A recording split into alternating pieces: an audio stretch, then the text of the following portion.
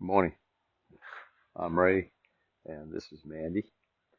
And Mandy is a 3-year-old um, pot Frisian, pot Clydesdale, and pot Thoroughbred. And I bought her about 4 months ago. Been working with her, and I thought I'd show some of her progress on some of the groundwork and saddle work. And I've fallen behind, so I'm catching up on a few. But today, what I want to show everybody is an exercise called vertical and lateral flexion. That's taught on the ground, and it gets transferred into the saddle as well. And people may say, "Oh, what's the purpose of vertical and lateral flexion?" Well, the vertical flexion is basically an up and down, and you teach them that in several ways. And what's the purpose? The purpose is bridling.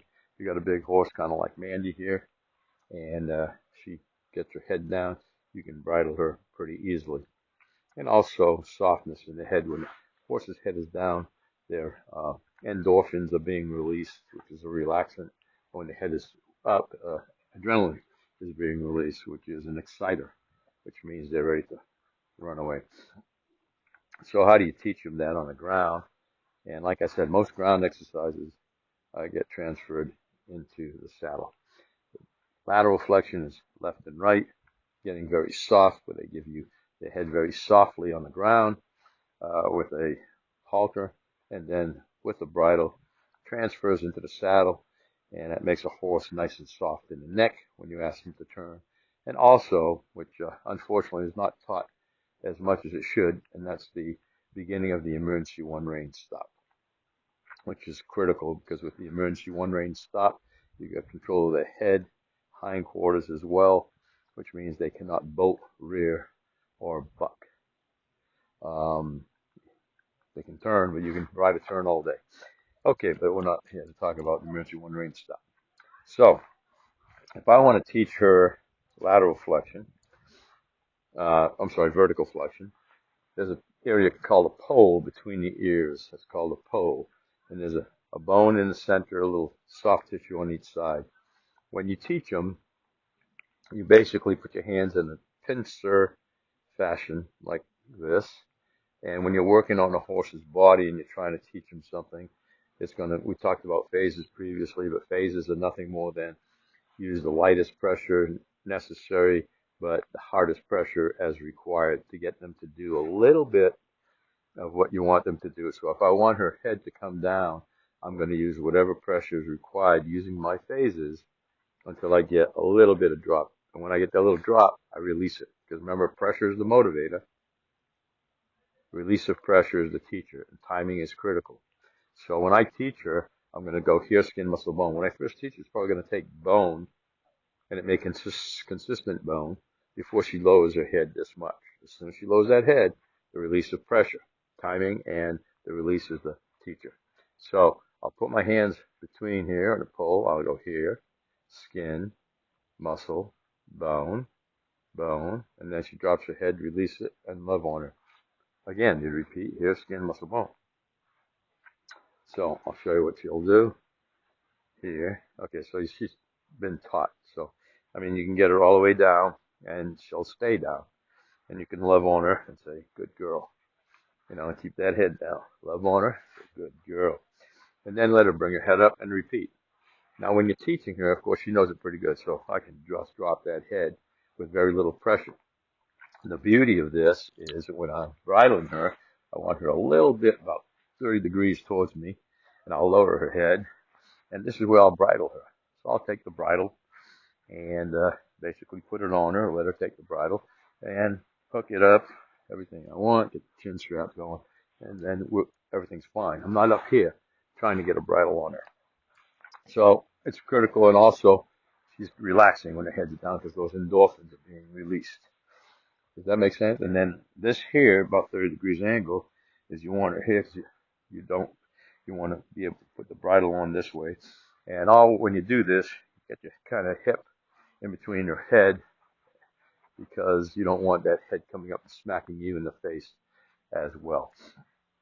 So again, for those who are just teaching the horse the first time, grab the halter, Here, skin, muscle, bone. First time it's going to take bone. If you get this much movement, you release. Ask for more and more and more to the point where you can just barely touch her and she'll go down.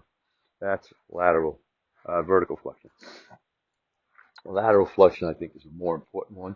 And of all the ground exercises there are, I think this is the most important one to teach on the ground with the halter and then with a bit, bridle, and then on the saddle. I think it's critical.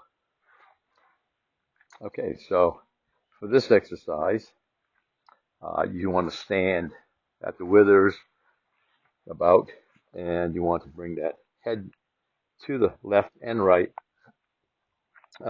using, again, phases. So she knows it, so it's going to be a little bit different. But when you start them off, you're going to hold that pressure steady and go wide initially, and then bring your hand as she comes wide, comes towards you, bring your hand up towards the withers, because that's where your rein will come up when you're teaching them. Of course, when you're teaching them, you can go wide on the rein, and then as they learn more and more, you bring the rein closer and closer to their wither area.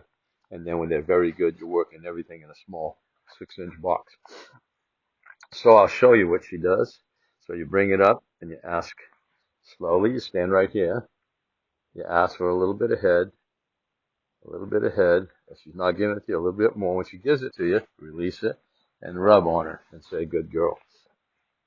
I'll move it this way here. Oop.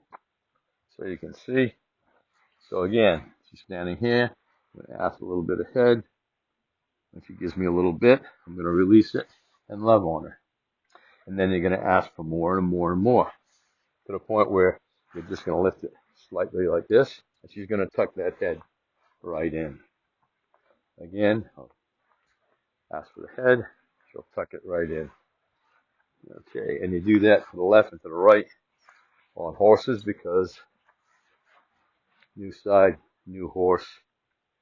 Their brain doesn't have the connective tissue that humans have. And so you got to do everything on one side and then the other. So once we do that, we'll ask her to come this way. Ooh.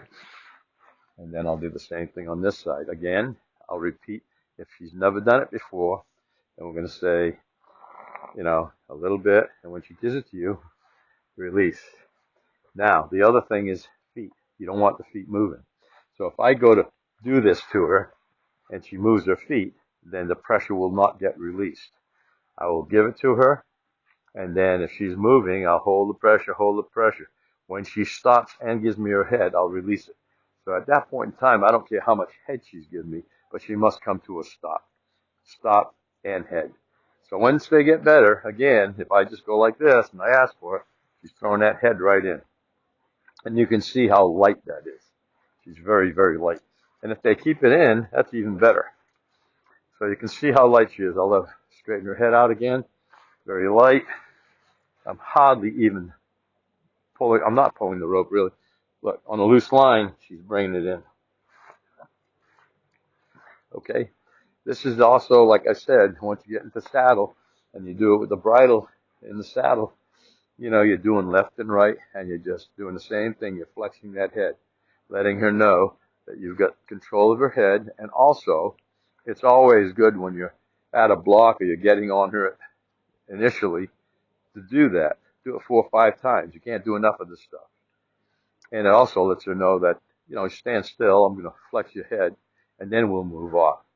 And so she's expecting that. So she'll stand still until you ask her to walk off.